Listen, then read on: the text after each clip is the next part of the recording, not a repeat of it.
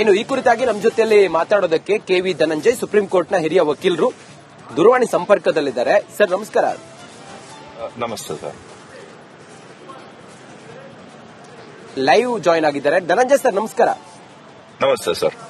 ದಯವಿಟ್ಟು ಕ್ಷಮಿಸಿ, ನಾನು ಏರ್ಪೋರ್ಟ್ ದಾರಿನಲ್ಲಿ ಹೋಗ್ತಿದ್ರಿಂದ ವಿಡಿಯೋ ಮೂಲಕ. ಸರ್, ಈಗ ರಾಜ್ಯಪಾಲರು ಮತ್ತೆ ರಾಜ್ಯ ಸರ್ಕಾರದ ನಡುವಿನ ಇದೊಂದಿಷ್ಟು ಸಾಂವಿಧಾನಿಕವಾದಂತ ಬಿಕ್ಕಟ್ಟು, ತಾವು ಇದನ್ನು ಹೇಗ್ ನೋಡ್ತಿದ್ದೀರಿ ಸರ್?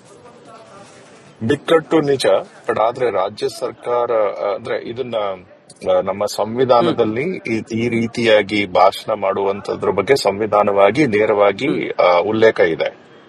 ಬಟ್ ಆದ್ರೆ ಇದನ್ನ ಅರ್ಥ ಮಾಡ್ಕೊಳ್ಬೇಕಾಗಿರುವಂತದ್ದು, ನಮ್ಮ ಸಂವಿಧಾನವನ್ನ ಮೊದಲು ಓದ್ಲಿಕ್ಕೆ ಶುರು ಮಾಡೋದ್ರಿಂದ ಅರ್ಥವಾಗೋದಿಲ್ಲ. ಇದು ಒಂದು ಕಿಂಗ್ಸ್ ಸ್ಪೀಚ್ ಅಂತ ಇರುವಂತ ಒಂದು ಸಂಪ್ರದಾಯ ಇಂಗ್ಲೆಂಡ್ ನಲ್ಲಿ.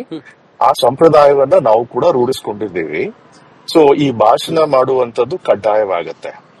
ಬಟ್ ಆದ್ರೆ ಭಾಷಣ ಆಗದೆ ಹೋದ್ರೆ ಅದರ ಪರಿಣಾಮ ಏನು ಅನ್ನೋದ್ರ ಬಗ್ಗೆ ನಮ್ಮ ಸಂವಿಧಾನ ನೇರವಾಗಿ ಏನನ್ನು ಕೂಡ ಹೇಳಿಲ್ಲ. ಆ ಕಾರಣಕ್ಕೋಸ್ಕರ ಇಲ್ಲಿ ಎರಡನೇದೇನಾಗತ್ತೆ ಅಂದ್ರೆ, ಈ ಭಾಷಣ ಮಾಡುವಂತದ್ದು ಅವರ ವಿವೇಚನೆಗೆ ಬಿಟ್ಟಂತ ವಿಷಯವಲ್ಲ. ಭಾಷಣ ಮಾಡುವಂತದ್ದು ರಾಜ್ಯ ಸರ್ಕಾರ ಕೊಡುವ ಒಂದು ಸ್ಕ್ರಿಪ್ಟೆಡ್ ಸ್ಪೀಚ್ ಅಷ್ಟೇ. ಸೊ ರಾಜ್ಯ ಸರ್ಕಾರ ಏನ್ ಬೇಕಾದ್ರೂ ಹೇಳಿರುತ್ತೆ. ಈಗ ನೀವು ಮಹಾಯುದ್ಧದ ಸಮಯದಲ್ಲಿ ಇಂಗ್ಲೆಂಡ್ ನಲ್ಲಿ ಏನಾಗ್ತಿತ್ತು ಅಂದ್ರೆ, ಜನ ಸಾಯ್ತಾ ಇದ್ರು ಊಟವಿಲ್ಲದೆ. ಆದ್ರೂ ಕೂಡ ಅಲ್ಲಿನ ಸರ್ಕಾರ ಸುಭಿಕ್ಷವಾಗಿದೆ ನಾಡು, ಸಮೃದ್ಧಿಯಿಂದ ಕೂಡಿದ್ದೆ ನಾಡು ಅಂತ ಹೇಳಿದ ಸ್ಪೀಚ್ ಅನ್ನ ರಾಜರು ಹೋಗ್ಬೇಕಾದಂತ ಅನಿವಾರ್ಯತೆ ಇತ್ತು, ಅವ್ರಿಗೆ ಮನಸ್ಸಿಲ್ಲದೆ ಇದ್ರು ಕೂಡ. ಆಗಿರೋದ್ರಿಂದ ಇದನ್ನ ಈ ಸಾಂಪ್ರದಾಯಿಕವಾಗಿ ನೋಡಿದ್ರೆ, ಅವರ ಗವರ್ನರ್ ಅವರು ತಮ್ಮ ಸ್ವಂತ ಹೇಳಿಕೆಯನ್ನ ಕೊಡ್ತಿಲ್ಲ. ಇಲ್ಲಿ ಗವರ್ನರ್ ಅವರು ರಾಜ್ಯ ಸರ್ಕಾರ ಬರೆದು ಕೊಟ್ಟ ಒಂದು ಪತ್ರವನ್ನ ಓದಿರ್ತಾರೆ ಅಷ್ಟೇ. That is all, nothing more than that. ಆ ಕಾರಣಕ್ಕೋಸ್ಕರ ರಾಜ್ಯಪಾಲರು ಈ ರೀತಿ ಹೇಳೋದ್ರಿಂದ ಚ್ಯುತಿ ಬರುತ್ತೆ ನನ್ನ ಹುದ್ದೆಗೆ ಅನ್ನುವಂಥದ್ದಾಗ್ಲಿ, ಅಥವಾ ಇಂತಹ ವಿಚಾರವನ್ನ ಕೈ ಬಿಡಬೇಕು ಅಂತ ಹೇಳುವಂಥದ್ದು ಸೂಕ್ತ ಅಲ್ಲ ಅಂತ ನಾನು ಹೇಳ್ತೀನಿ. But at the same time ರಾಜ್ಯಸಭೆ ಕರಡು ಏನ್ ತಯಾರಿ ಮಾಡಿ ಕೊಟ್ಟಿದೆ ಅದನ್ನ ಗವರ್ನರ್ ಅವರು ಓದೋದಿಲ್ಲ, ದಯವಿಟ್ಟು ಒಂದು ಬದಲಾವಣೆ ಮಾಡಿ ಅಂತ ಹೇಳಿದಾಗ ರಾಜ್ಯ ಸರ್ಕಾರ ಬದಲಾವಣೆಯನ್ನ ಮಾಡಬಹುದು. ಒಂದು ವೇಳೆ ರಾಜ್ಯ ಸರ್ಕಾರ ಬದಲಾವಣೆ ಮಾಡೋದಿಲ್ಲ ಅಂತ ಹೇಳೋದಾದ್ರೆ ಗವರ್ನರ್ ಅವರಿಗೆ ಬೇರೆ ದಾರಿ ಇರೋದಿಲ್ಲ, ಅದನ್ನ ಓದ್ಬೇಕಾಗತ್ತೆ.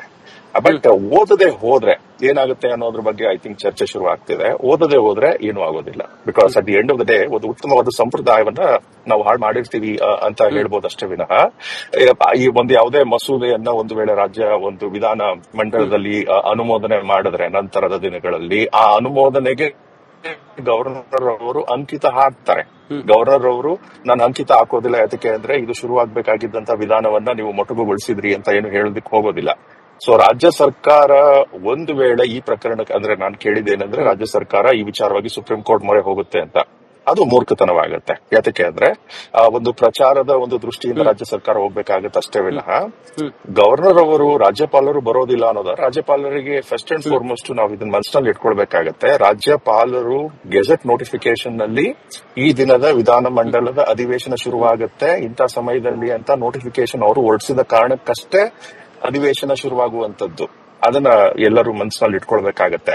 ಮನ ಬಂದಂತೆ ಅಧಿವೇಶನವನ್ನ ಶುರು ಮಾಡ್ಲಿಕ್ಕೆ ಅವಕಾಶ ಇರೋದಿಲ್ಲ. ಆರ್ಟಿಕಲ್ 174 ಸಬ್ ಆರ್ಟಿಕಲ್ 1 ನಲ್ಲಿ ಹೇಳಿರುವಂತದ್ದು ಅದನ್ನೇ. ಸೊ ಗವರ್ನರ್ ಅವರ ಅಂಕಿತ ಅಥವಾ ಗವರ್ನರ್ ಅವರ ಅನುಮತಿ ಇಲ್ಲದೆ ಯಾವುದೇ ತರನಾದ ಸೆಷನ್ ಶುರುವಾಗ್ಲಿಕ್ಕೆ ಅವಕಾಶ ಇರೋದಿಲ್ಲ. ಆದ್ರೆ ಶುರುವಾಗುವ ಸಮಯದಲ್ಲಿ ಇರಬೇಕಾದಂತ ಸ್ಪೀಚ್ ಕಡ್ಡಾಯ ಅಂತ ಸಂವಿಧಾನದಲ್ಲಿ ಹೇಳಿದೆ. ಬಟ್ ಕಡ್ಡಾಯ ಅಂದ್ರೆ ಆಗದೆ ಹೋದ ಪಕ್ಷದಲ್ಲಿ ಏನು ಕೂಡ ಆಗೋದಿಲ್ಲ. ಐ ಥಿಂಕ್ ದಟ್ ಡಿಸ್ಟಿಂಕ್ಷನ್ ಅನ್ನ ಮನಸ್ಸಿನಲ್ಲಿ ಇಟ್ಕೊಳ್ಬೇಕಾಗತ್ತೆ. ಈ ವಿಚಾರವಾಗಿ 1963 ಒಂದು ಹೈಕೋರ್ಟ್ ತೀರ್ಪಿದೆ, ಕ್ಯಾಲ್ಕಟಾ ಹೈಕೋರ್ಟ್ ತೀರ್ಪಿದೆ. ಅದನ್ನು ಕೂಡ ಉಲ್ಲೇಖ ಕೆಲವರು ತಜ್ಞರು ಮಾಡ್ತಿದ್ದಾರೆ. ಆದ್ರೆ ಆ ತೀರ್ಪಿನಲ್ಲಿ ಇದು ಕಡ್ಡಾಯ ಅಂತ ಹೇಳಿದ ನಂತರ ಅಲ್ಲಿ ಹೇಳಿದ್ದೇನಂದ್ರೆ, ಆದ್ರೆ ಭಾಷಣ ಎಲ್ಲಾ ಒಂದು ಪದವನ್ನ ಸಾಲನ್ನ ಹೇಳಲೇಬೇಕು ಅಂತ ಏನಾದ್ರೂ ಹೇಳ್ಬಿಟ್ರೆ ನ್ಯಾಯಾಲಯಗಳು ಏನಾಗತ್ತವ, ಅವಾಗ ವಿರೋಧ ಪಕ್ಷದಲ್ಲಿರುವಂತವ್ರು ಅಥವಾ ಆಡಳಿತ ಪಕ್ಷದಲ್ಲಿರುವಂತವ್ರು ಗವರ್ನರ್ ಅವರಿಗೆ ಮಾತನಾಡ್ಲಿಕ್ಕೆ ಅವಕಾಶ ಕೊಡದ ಹಾಗೆ ಒಂದು ದಾಂಧಲೆಯನ್ನ ಮಾಡಿದ್ರೆ, ಒಂದು ಗದ್ದಲವನ್ನ ಎಪ್ಸಿದ್ರೆ ಅವಾಗ ಏನಾಗತ್ತೆ, ಮುರಿದು ಬೀಳುತ್ತೆ. ಸೊ ಆ ಕಾರಣಕ್ಕೋಸ್ಕರ ಇದು ಕಡ್ಡಾಯ ನಿಜ, ಬಟ್ ಆದ್ರೆ ಎಷ್ಟರ ಮಟ್ಟಿಗೆ ಸಾಧ್ಯವಾಗುತ್ತೋ ಅಷ್ಟರ ಮಟ್ಟಿಗೆ ಇದನ್ನ ಪಾಲಿಸಬೇಕು ಅನ್ನುವಂತ ನಿಯಮ ಇದು.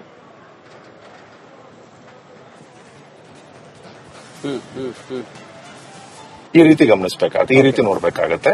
ಅಂಡ್ ಇನ್ನೊಂದು ವಿಚಾರ, ಈಗ ರಾಜ್ಯಪಾಲರು ಬಹಳ ಕ್ಲಿಯರ್ ಆಗಿ ಹೇಳಿದ್ದಾರೆ, ನಾನು ರಾಷ್ಟ್ರಪತಿಗಳ ಅಧೀನದಲ್ಲಿರೋದ್ರಿಂದಾಗಿ ರಾಷ್ಟ್ರಪತಿಗಳು ಸಹಿ ಹಾಕಿರುವಂತ ಕಾಯ್ದೆಯನ್ನ ನಾನು ಹೇಗೆ ವಿರೋಧ ಮಾಡ್ಲಿಕ್ಕಾಗತ್ತೆ? ಅದು ಸಂವಿಧಾನ ಬಾಹಿರ ಆಗತ್ತೆ. ನನ್ನ ಹಕ್ಕು ಅಥವಾ ನನ್ನ ಕೆಲಸ ಇದೆಯಲ್ಲ ಅದು ಸಂವಿಧಾನ ವಿರೋಧಿ ಆಗುತ್ತೆ, ಹಾಗಾಗಿ ನನ್ನ ವಿರೋಧ ಅಂತೇಳಿ ಹೇಳ್ತಾ ಇದ್ದಾರೆ. ಒಂದು ವೇಳೆ ಆ 11 ಅಂಶಗಳನ್ನ ಅವರು ಪಕ್ಕಕ್ಕಿಟ್ಟು ಭಾಷಣವನ್ನ ಓದಿದ್ದೆ ಆದ್ರೆ ಅದ್ಯಾವ ರೀತಿಯ ಒಂದು ಬಿಕ್ಕಟ್ಟಾಗಬಹುದು ಅಥವಾ ಅದ್ಯಾವ ರೀತಿಯ ಒಂದು ಕಾಂಟ್ರವರ್ಸಿ ಆಗ್ಬಹುದು? ವೆಲ್, ಕಾಂಟ್ರವರ್ಸಿ ಅಂತೂ ಆಗುತ್ತೆ. ಆದ್ರೆ ಸಂವಿಧಾನದಡಿ ಏನಾಗುತ್ತೆ, ಈಗ ನಾವು ಯಾವ್ದನ್ನ ಮನಸ್ಸಲ್ಲಿ ಇಟ್ಕೊಳ್ಬೇಕು ಅಂದ್ರೆ, ಒಂದು ವೇಳೆ ರಾಜ್ಯಪಾಲರು ಬಂದು ಭಾಷಣವನ್ನ ಮಾಡದೆ ಹೋದ್ರೆ ಅಥವಾ ಕೊಟ್ಟ ಭಾಷಣದ ಪ್ರತಿಯಲ್ಲಿರುವಂತ ಎಲ್ಲವನ್ನೂ ಹೇಳದೆ ಹೋದ್ರೆ ಆ ಒಂದು ಕಲಾಪದಲ್ಲಿ ನಡೆಯುವಂತ ನಡವಳಿಕೆ ಅಂದ್ರೆ ಯಾವುದೇ ಮಸೂದೆಯನ್ನ ಅಂಗೀಕರಿಸುವಂತ ವಿಚಾರ ಇರ್ಬೋದು, ಮತ ಹಾಕುವಂತ ವಿಚಾರ ಇರ್ಬೋದು, ಅದಕ್ಕೆ ಚ್ಯುತಿ ಬರುತ್ತಾ ಅನ್ನುವಂತ ಪ್ರಶ್ನೆ ಉದ್ಭವಿಸುತ್ತೆ. ಅದಕ್ಕೆ ಉತ್ತರವನ್ನ ನಮ್ಮ ಸಂವಿಧಾನದಲ್ಲೇ ನಾವು ಕಂಡುಕೊಳ್ಬೇಕಾಗತ್ತೆ. ಸಂವಿಧಾನ ಅಷ್ಟರ ಮಟ್ಟಿಗೆ ಹೋಗಿಲ್ಲ. ನಮ್ಮ ಸಂವಿಧಾನದಲ್ಲಿ ಎಲ್ಲೂ ಕೂಡ ಆರ್ಟಿಕಲ್ 176 ನ ಅಡಿ ಒಂದು ಸ್ಪೀಚ್ ಪ್ರಸ್ತಾಪ ಇರುವಂತದ್ದು. ಆರ್ಟಿಕಲ್ 176 ನ ಅಡಿ ಇದ್ದಂತ ಪ್ರಸ್ತಾಪವಿರುವ ಸ್ಪೀಚ್ ನಡೆಯದೆ ಹೋದ್ರೆ ಕಲಾಪ ಇಲ್ಲಿಗಲ್ ಆಗುತ್ತೆ ಅಂತ ಸಂವಿಧಾನ ಹೇಳಿಲ್ದೇ ಇರೋ ಕಾರಣಕ್ಕೋಸ್ಕರ ಇದನ್ನ ಕಾಂಟ್ರವರ್ಸಿ ಅಂತ ನೋಡ್ಬೇಕಾಗತ್ತೆ. ಒಂದು. ಎರಡನೇದು, ರಾಜ್ಯಪಾಲರು ಕೇಂದ್ರದ ಏಜೆಂಟ್ ಅಂತೂ ಖಂಡಿತ ಅಲ್ಲ. ಏಕೆಂದ್ರೆ ರಾಜ್ಯಪಾಲರು ತಮ್ಮದೇ ಆದ ಸ್ವತಂತ್ರ ಹುದ್ದೆಯನ್ನ ಅಲಂಕರಿಸಿರ್ತಾರೆ 5 ವರ್ಷಗಳ ಅವಧಿಗೆ, ಅಥವಾ ಅದಕ್ಕೂ ಮುನ್ನ ಪ್ರೆಸಿಡೆಂಟ್ ರವರು ಹಿಂಪಡಿಬಹುದು, ರಿಕಾಲ್ ಮಾಡ್ಕೋಬಹುದು. ಬಟ್ ಪ್ರೆಸಿಡೆಂಟ್ ರವರ ನಿರ್ಧಾರ ಬಂದು ಕೇಂದ್ರದ ಕೌನ್ಸಿಲ್ ಆಫ್ ಮಿನಿಸ್ಟರ್ಸ್ ರವರ ಅಡ್ವೈಸ್ ಅಂಡ್ ಏಡ್ ನಲ್ಲೇ ನಡೆಯುತ್ತೆ. ಸೊ ಇದು ಕೇಂದ್ರ ಸರ್ಕಾರದವರು ಪ್ರೆಸಿಡೆಂಟ್ ರವರಿಗೆ ಸೂಚನೆ ಯಾವ ವ್ಯಕ್ತಿಯ ಬಗ್ಗೆ ಕೊಟ್ಟಿರ್ತಾರೆ ಆ ವ್ಯಕ್ತಿಯವರು ಗವರ್ನರ್ ಆಗ್ತಾರೆ. ನಂಬರ್ 1. ನಂಬರ್ 2, ರಾಜ್ಯ ಸರ್ಕಾರ ಅಥವಾ ನಮ್ಮ ಸಂವಿಧಾನದಡಿ ಕೆಲವು ಕಾಯ್ದೆಗಳು, ಯಾವ ಕಾಯ್ದೆಯನ್ನ ಕೇಂದ್ರ ಮಾಡಿರುತ್ತೆ ಆ ಕಾಯ್ದೆಯಲ್ಲಿ ರಾಜ್ಯದ ಒಂದು ವಿಧಾನ ಮಂಡಲ ಬದಲಾವಣೆಯನ್ನ ಮಾಡಬಹುದು. ಆ ಬದಲಾವಣೆಯನ್ನ ಮಾಡುವ ನಿಟ್ಟಿನಲ್ಲಿ ಹೇಳಬಹುದಾದಂತ ಪ್ಯಾಸೇಜ್ಗಳಿಗೂ ಕೂಡ ನಾಳೆ ಗವರ್ನರ್ ಅವರು ಇದೇ ರೀತಿ ಅಬ್ಜೆಕ್ಷನ್ ಹಾಕ್ಲಿಕ್ಕೆ ಶುರು ಮಾಡಬಹುದು. So that is not a healthy tradition. ಈಗ for instance Indian penal code ಅನ್ನು ತಗೊಳ್ಳೋಣ.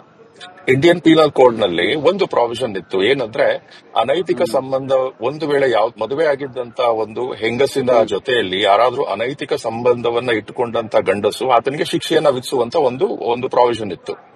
ಅದು ಕೇಂದ್ರದ ಕಾನೂನು. ಒಂದು ವೇಳೆ ಯಾವುದೇ ರಾಜ್ಯ ಸರ್ಕಾರಕ್ಕೆ ಈ ಕಾನೂನು ಸೂಕ್ತವಾದಂತದ್ದಲ್ಲ, ದಾಂಪತ್ಯದಲ್ಲಿ ಸರ್ಕಾರ ತಲೆ ಹಾಕಬಾರ್ದು ಅಂತ ಹೇಳಿ ಅದನ್ನ ಬದಲಾವಣೆ ಮಾಡಬೇಕು ಅಂತ ಮುಂದಾದ್ರೆ ಇದೇ ತರನಾದ ಸ್ಪೀಚ್ ಅನ್ನ ಗವರ್ನರ್ ಅವರಿಗೆ ಓದಿ ಅಂತ ಕೊಡ್ತಾರೆ. ಸೊ ಗವರ್ನರ್ ಅವರು ನಾನು ಓದೋದಿಲ್ಲ ಅಂತ ಹೇಳಿದ್ರೆ ತಪ್ಪಾಗತ್ತೆ. ಯಾತಕ್ಕೆ ಈ ಉದಾಹರಣೆಯನ್ನ ತಗೊಂಡೆ ಅಂದ್ರೆ, ಈ section 497 of Indian penal code ಅನ್ನ ಸುಪ್ರೀಂ ಕೋರ್ಟ್ ರದ್ದು ಮಾಡಿತ್ತು. ಏನಂದ್ರೆ ದಾಂಪತ್ಯದಲ್ಲಿ ಸರ್ಕಾರದ ಹಸ್ತಕ್ಷೇಪ ಸೂಕ್ತ ಅಲ್ಲ ಅಂತ. ಸೊ ಅನೇಕ ಬಾರಿ ಕೇಂದ್ರದ ಕಾನೂನಿನ ವಿರುದ್ಧವಾಗಿ ಅಥವಾ ಕೇಂದ್ರದ ಕಾನೂನಿಗೆ ತದ್ವಿರುದ್ಧವಾಗಿ ರಾಜ್ಯ ಸರ್ಕಾರಗಳು ಕಾನೂನನ್ನ ಮಾಡಲಿಕ್ಕೆ ನಮ್ಮ ಸಂವಿಧಾನವೇ ಅವಕಾಶವನ್ನ ಕೊಟ್ಟಿದೆ. ಹೀಗಿದ್ದಾಗ ಅದರ ಬಗ್ಗೆ ಪ್ರಸ್ತಾಪ ಮಾಡುವಂತ ಅಧಿವೇಶನದಲ್ಲಿ ಸಹಜವಾಗಿ ರಾಜ್ಯಪಾಲರು ಅದರ ಬಗ್ಗೆನೇ ಹೇಳಬೇಕಾಗತ್ತೆ. ಸೊ ರಾಜ್ಯಪಾಲರು ವೈಯಕ್ತಿಕವಾಗಿ ಇದನ್ನ ನೋಡ್ಕೊಡುದು ಅಂತ ಹೇಳ್ತೀನಿ. ಅಂಡ್ ಒಂದು ವೇಳೆ ರಾಜ್ಯ ಸರ್ಕಾರದ ಉದ್ದೇಶವೇನಾದ್ರೂ ಈ ಒಂದು ಸಂಪ್ರದಾಯಕ್ಕೆ ಕಟ್ಟು ಬಿದ್ದಂತ ವ್ಯಕ್ತಿಯ ಮೂಲಕ ಅವರಿಗೆ ಮನಸ್ಸಿಲ್ಲದೆ ಇದ್ರೂ ಕೂಡ ಈ ತರನಾದ ವಿಷಯವನ್ನ ಹೇಳಿಸಿದಾಗ ಸಣ್ಣ ವ್ಯಕ್ತಿ ಆಗುವಂತದ್ದು ರಾಜ್ಯ ಸರ್ಕಾರವೇ. ಗವರ್ನರ್ ಅವರು ಘನತೆ ವ್ಯಕ್ತಿರುವಂತ ಗವರ್ನರ್ ಅವರು ಸಣ್ಣ ವ್ಯಕ್ತಿ ಆಗೋದಿಲ್ಲ. ಆದ್ರೆ ಈ ರೀತಿ ಅವರು ಹೇಳಿಸಬಾರದಿದ್ದ ವ್ಯಕ್ತಿಯ ಒಂದು ಅಂಶಗಳನ್ನೆಲ್ಲ ಹೇಳಿಸಿದಾಗ ಸಣ್ಣತನ ಮೂಡುವಂತದ್ದು ರಾಜ್ಯ ಸರ್ಕಾರದ ಮೇಲೇನೆ. ಆ ರೀತಿ ಗಮನಿಸಬೇಕಾಗತ್ತೆ.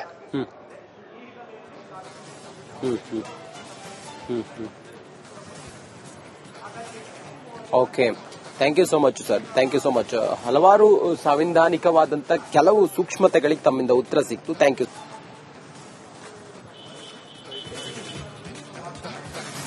ಇನ್ನು ಈ ಕುರಿತಾಗಿ ನಮ್ಮ ಜೊತೆಯಲ್ಲಿ ಮಾತಾಡೋದಕ್ಕೆ KV ಧನಂಜಯ್, ಸುಪ್ರೀಂ ಕೋರ್ಟ್ನ ಹಿರಿಯ ವಕೀಲರು, ದೂರವಾಣಿ ಸಂಪರ್ಕದಲ್ಲಿದ್ದಾರೆ. ಸರ್ ನಮಸ್ಕಾರ. ನಮಸ್ತೆ ಸರ್. ಲೈವ್ ಜಾಯಿನ್ ಆಗಿದ್ದಾರೆ. ಧನಂಜಯ್ ಸರ್ ನಮಸ್ಕಾರ. ನಮಸ್ತೆ ಸರ್. ದಯವಿಟ್ಟು ಕ್ಷಮಿಸಿ, ನಾನು ಏರ್ಪೋರ್ಟ್ ದಾರಿನಲ್ಲಿ ಹೋಗ್ತಿದ್ರಿಂದ ವಿಡಿಯೋ ಮೂಲಕ. ಸರ್, ಈಗ ರಾಜ್ಯಪಾಲರು ಮತ್ತೆ ರಾಜ್ಯ ಸರ್ಕಾರದ ನಡುವಿನ ಇದೊಂದಿಷ್ಟು ಸಾಂವಿಧಾನಿಕವಾದಂತ ಬಿಕ್ಕಟ್ಟು, ತಾವಿದನ್ನು ಹೇಗ್ ನೋಡ್ತಿದ್ದೀರಿ ಸರ್? ಬಿಕ್ಕಟ್ಟು ನಿಜ, ಬಟ್ ಆದ್ರೆ ರಾಜ್ಯ ಸರ್ಕಾರ ಅಂದ್ರೆ ಇದನ್ನ ನಮ್ಮ ಸಂವಿಧಾನದಲ್ಲಿ ಈ ರೀತಿಯಾಗಿ ಭಾಷಣ ಮಾಡುವಂತದ್ರ ಬಗ್ಗೆ ಸಂವಿಧಾನವಾಗಿ ನೇರವಾಗಿ ಉಲ್ಲೇಖ ಇದೆ.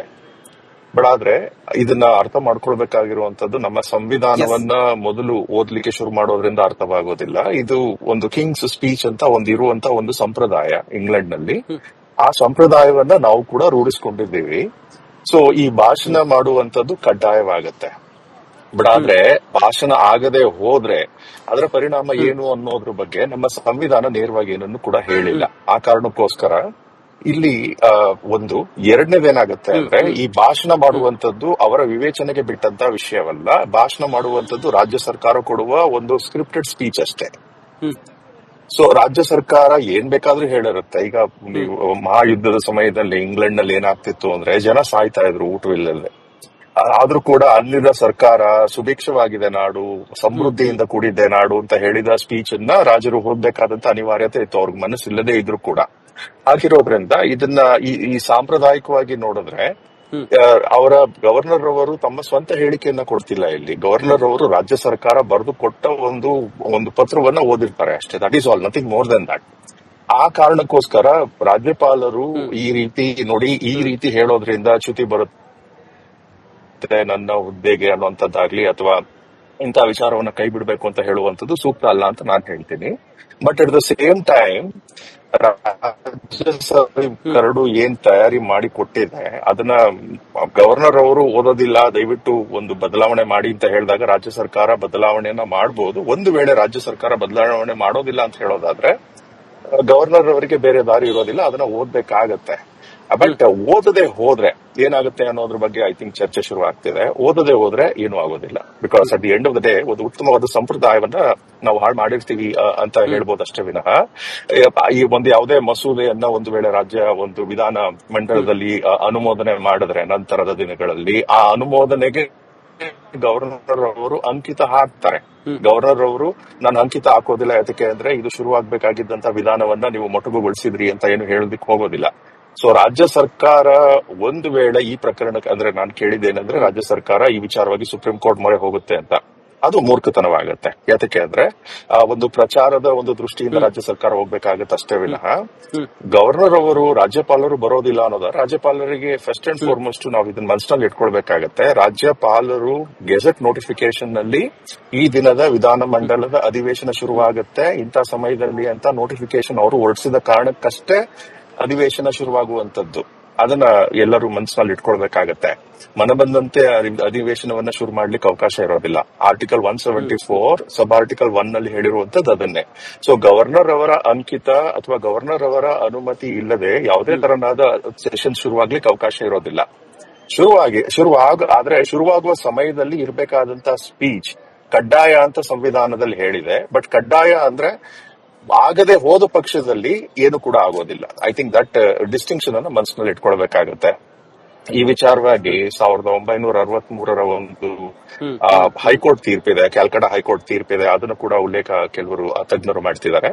ಆದ್ರೆ ಆ ತೀರ್ಪಿನಲ್ಲಿ ಇದು ಕಡ್ಡಾಯ ಅಂತ ಹೇಳಿದ ನಂತರ ಅಲ್ಲಿ ಹೇಳಿದ್ದೇನಂದ್ರೆ, ಆದ್ರೆ ಭಾಷಣ ಎಲ್ಲಾ ಒಂದು ಪದವನ್ನ ಸಾಲನ್ನ ಹೇಳಲೇಬೇಕು ಅಂತ ಏನಾದ್ರೂ ಹೇಳ್ಬಿಟ್ರೆ ನ್ಯಾಯಾಲಯಗಳು ಏನಾಗತ್ತವ, ಅವಾಗ ವಿರೋಧ ಪಕ್ಷದಲ್ಲಿರುವಂತವ್ರು ಅಥವಾ ಆಡಳಿತ ಪಕ್ಷದಲ್ಲಿರುವಂತವ್ರು ಗವರ್ನರ್ ಅವರಿಗೆ ಮಾತನಾಡ್ಲಿಕ್ಕೆ ಅವಕಾಶ ಕೊಡದ ಹಾಗೆ ಒಂದು ದಾಂಧಲೆಯನ್ನ ಮಾಡಿದ್ರೆ, ಒಂದು ಗದ್ದಲವನ್ನ ಎಪ್ಸಿದ್ರೆ ಅವಾಗ ಏನಾಗತ್ತೆ, ಮುರಿದು ಬೀಳುತ್ತೆ. ಸೊ ಆ ಕಾರಣಕ್ಕೋಸ್ಕರ ಇದು ಕಡ್ಡಾಯ ನಿಜ. ಬಟ್ ಆದ್ರೆ ಎಷ್ಟರ ಮಟ್ಟಿಗೆ ಸಾಧ್ಯವಾಗುತ್ತೋ ಅಷ್ಟರ ಮಟ್ಟಿಗೆ ಇದನ್ನ ಪಾಲಿಸಬೇಕು ಅನ್ನುವಂತ ನಿಯಮ ಇದು.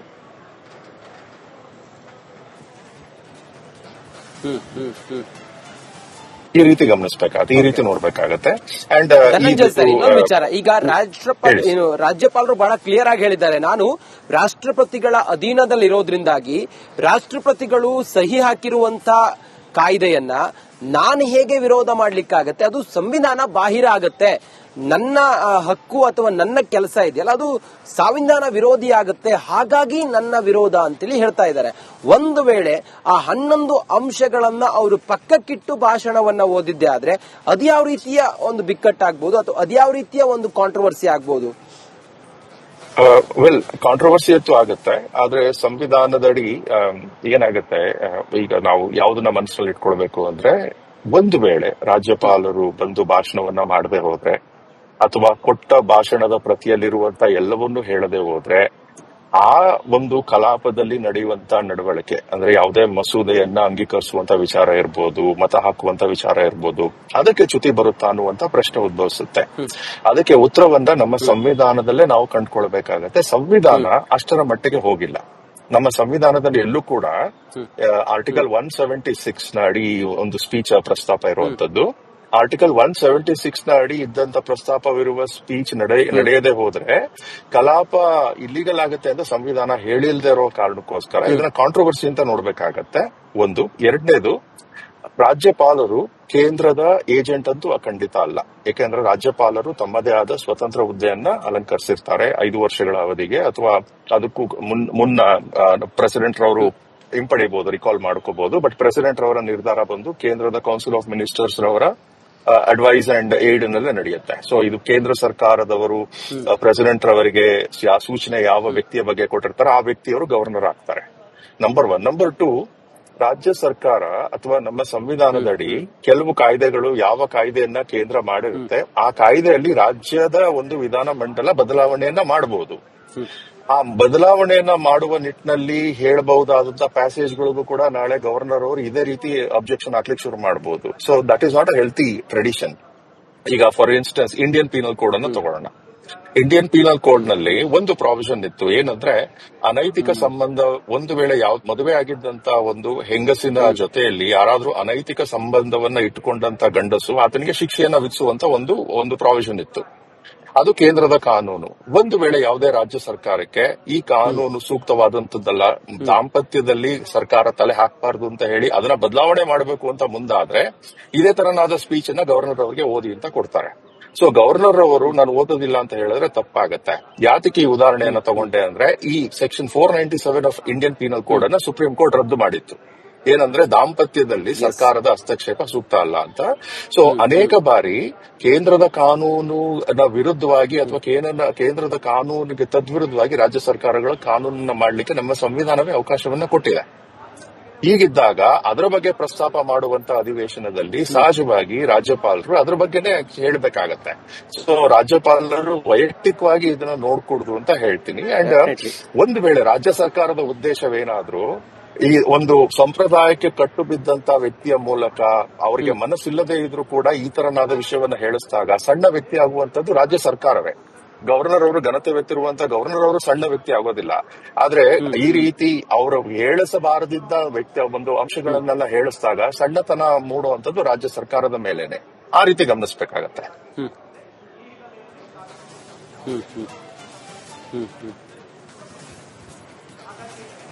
Okay, thank you so much sir, thank you so much. ಹಲವಾರು ಸಾಂವಿಧಾನಿಕವಾದಂತ ಕೆಲವು ಸೂಕ್ಷ್ಮತೆಗಳಿಗೆ